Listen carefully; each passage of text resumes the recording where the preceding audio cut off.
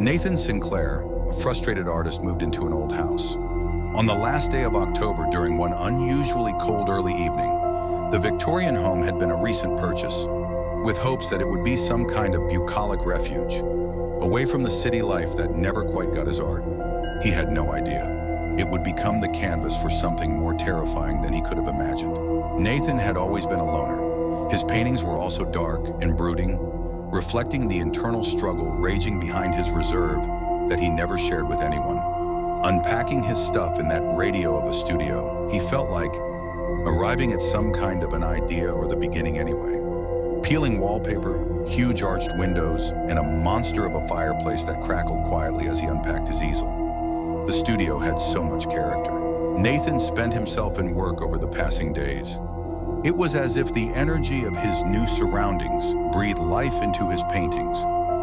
The first was a portrait of a woman, her eyes like caverns, and then came several abstract landscapes drenched in blackness that seemed to throb with an eerie life.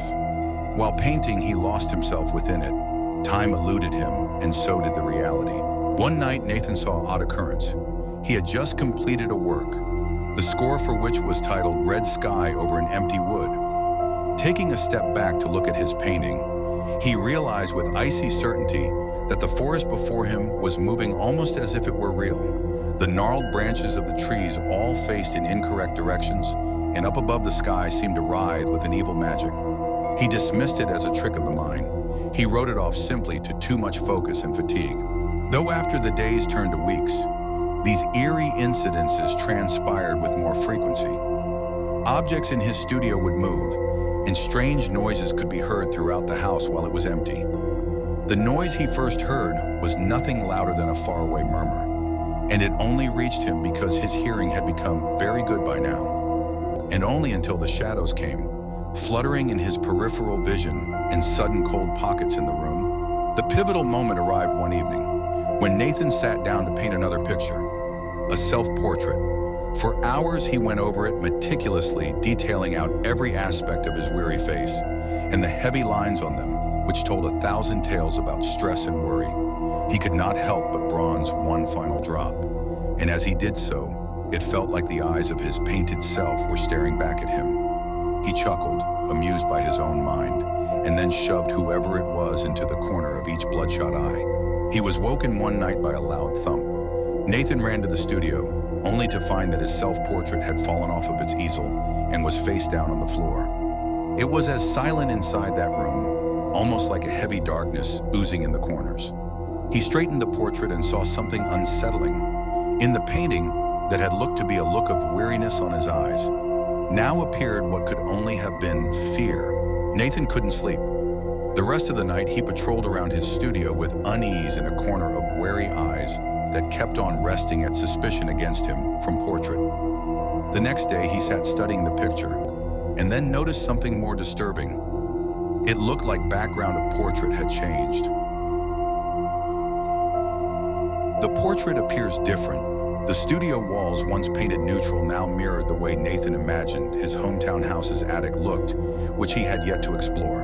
It piqued his curiosity and added to a nagging anxiety that made him climb the stairs up into the attic. He ascended the creaky steps and pushed open a door into a room covered with what felt like years of dust, cobwebs dripping from every corner. His flashlight beams settled on a big ancient trunk in one of the corners as he entered. His hands trembling, he cracked it open and found a trove of ancient, sun-faded photographs and a journal. It had been the journal of the house's previous occupant, a painter named Henry Blackwood, who disappeared without trace over 50 years before. Filled with nightmarish stories of the supernatural and an ever-increasing paranoia that his paintings were coming. Redmore Blackwood had written about how the figures of his art began to show up in life, leading down a terrible final experience with what he presumed was an abhorring spirit that would claim him completely. The last entry told of a curse that would afflict anyone who painted in the manner of Blackwood. Nathan's heart raced as he read these lines. It cautioned of an endless loop of suffering through which the artist may not be able to distinguish between his or her own fears and anxieties from reality. Shrieking in terror, Nathan raced back to the studio. His eyes were inevitably drawn to the self-portrait of which now bore yet another unnerving detail. "Do it look much?" Morato was insusly reaching port painting outward, as if attempting Oyger canvas. Panic surged through him. He needed to get away. But by the time he went back in, as Hank left, they were deafened not just from his studio doors slamming shut behind him. The castle interior turned a chill shade colder, and in the dry frost he saw his breath. Shadows ran along the walls, creating nightmarish figures that crept down at him. The whispers were back, slurred and more insistent this time around, as if wrapped by a heartbeat echoing from nowhere beyond. Becoming panicked, Nathan pulled out a palette knife, alternatingly stabbing at the canvas in which his escalating fear manifested itself. When he hit the floor, it was as if a tremor ran through all of them, and the shadows seemed to thrash about more violently. The eyes of the self-portrait, now twisted with a troubling pleading, seemed to stare at him. Nathan tore the painting to pieces as if it was his last desperate act. The shadows pulled back, the whispers quieted to a creepy silence, and then the lights went out in his room, and Nathan fell to the floor spent.